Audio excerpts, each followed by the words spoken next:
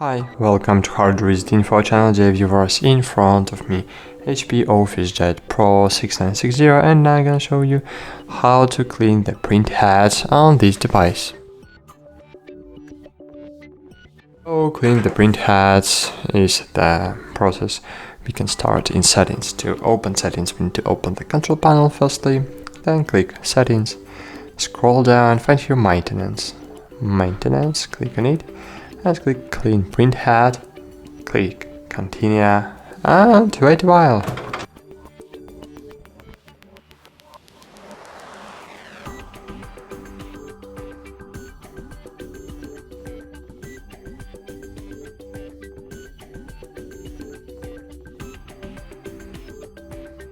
So cool, it has printed the paper card.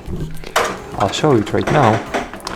So as you can see, the paper card with the quality test was printed, and if you can notice that printer quality is unsatisfied, and you think that you need to clean your printer heads again, so just clean your printer heads again in the same way, in the same solution.